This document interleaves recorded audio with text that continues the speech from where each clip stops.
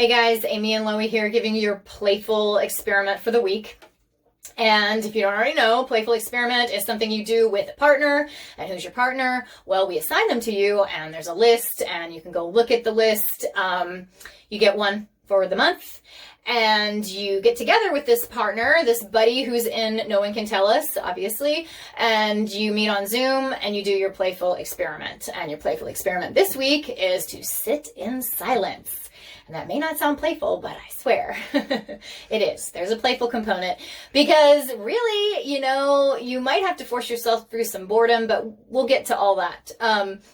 For 10 minutes, set a timer and sit there in silence for 10 minutes. And they will be where they are and you will be where you are. So you're not like in the same room, but you are doing this together with the camera up and running because you're holding the other person to it. Like their accountability buddy. Did you really sit there for the whole 10 minutes in silence? If somebody's there with you, you're more likely to actually do it. Because yeah, there might be some moments where it's like you're antsy and you're feeling bored and like, oh, well, why am I doing this? But together, you will achieve it. And you're going to pick a place. I mean, when I'm saying sit in silence, I'm giving some clarification here. You're going to pick a place that is, it doesn't have to be a silent place. You're just going to be silent.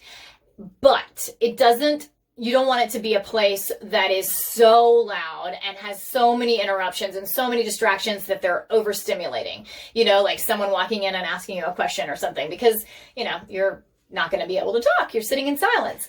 But you do want to notice sounds, and you're going to actually notice anything in your experience. So the entire time that you're sitting there for 10 minutes, you are cataloging all the different things that you're experiencing, whether it's a thing that you see or something that you heard or a smell because somebody's cooking dinner nearby, or you're in a park and you hear birds, or even things that you feel like my leg went to sleep, or I got the chills because I was freezing cold, or anything. Any of those things, you're cataloging the entire experience.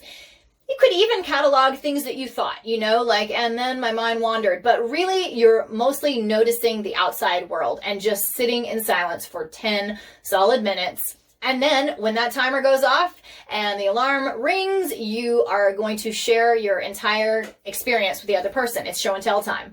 And you're going to tell them everything that went down. And, so that gives you something to do with your mind is what I'm saying. Because when you're sitting there for 10 minutes, if you know that you're supposed to be noticing things that you can then relay to the other person, it's going to put your mind at work noticing things, and it's going to make it like busy, and so that it doesn't just feel nothing but boredom and whatever. But you also might feel boredom and antsiness. Like I said at the beginning, that is actually part of the cool stuff here, is that you're going to force yourself into some stillness, into some chill out, and force yourself into some boredom.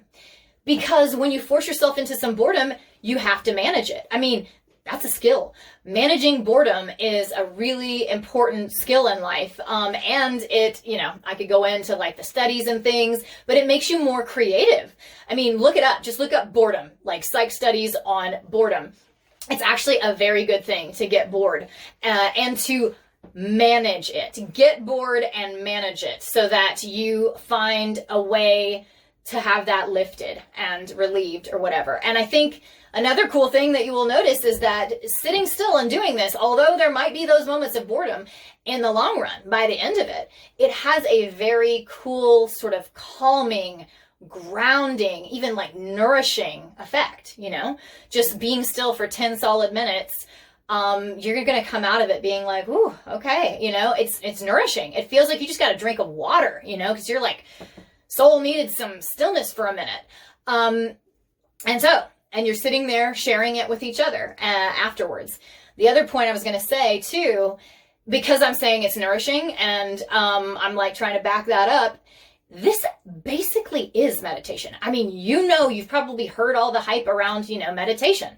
Meditation is great for your brain. It's great for your spirit. It's great for your stress levels. It's, this thing that feels amazing.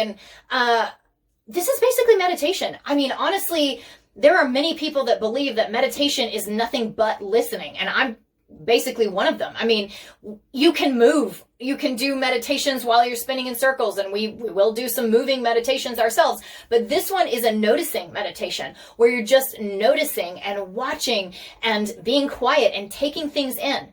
It's a form of listening. I'm listening with my eyes. I'm listening with my ears. I'm listening to my whole experience. And I'm just sitting so still and being so grounded and paying so much attention and getting so focused on my experience that I can tell you all about it afterwards, even though it's a very still and quiet and silent kind of experience. Nothing amazing is going on. I'm not being that active. I'm being passive and I'm listening. And that's what people say meditation is. And I think so. I think it's definitely a huge part. This is essentially meditation. It may not be like the perfect type, but I think we're starting to understand meditation can be a lot of things. It's when you're in a passive state of focus and a passive state of listening. And that's what we're doing. So you will feel that nourishing thing like people feel with the meditation. It like refreshes you in a way.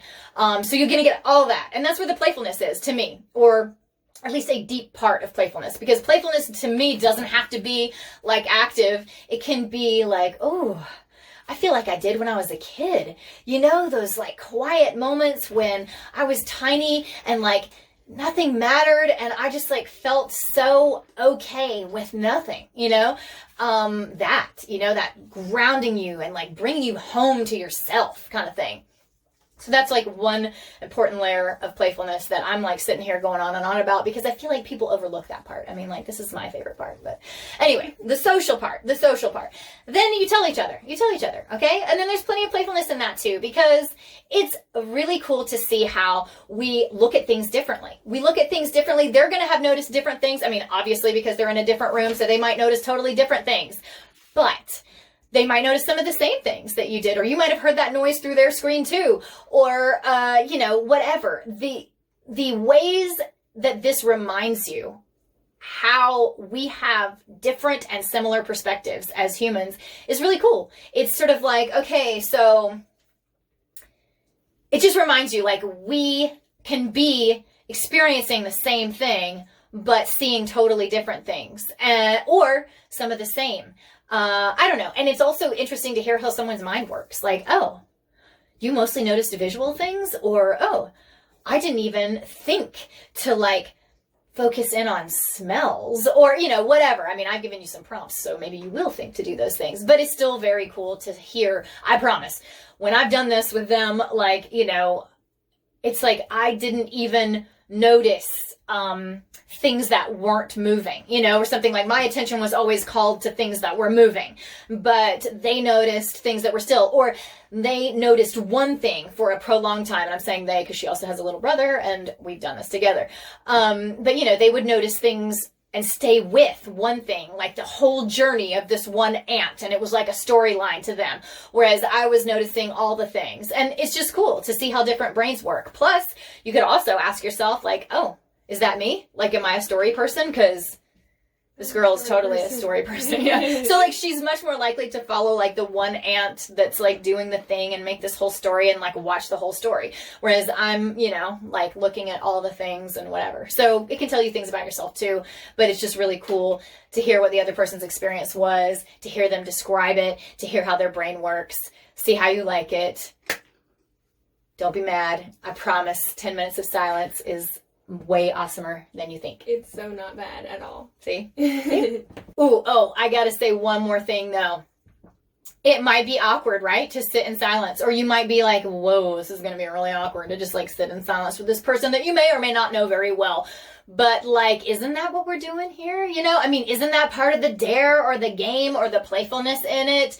Isn't that part of what you could gain from it is like some fortitude, some strength from within to deal with like some awkward, because, oh my God, I promise you awkward is going to come at you in life. I mean, it just shows up. So to be able to deal with some awkward, I feel like there's like value in that too. So anyway, all the things. I love this activity. I hope you do too.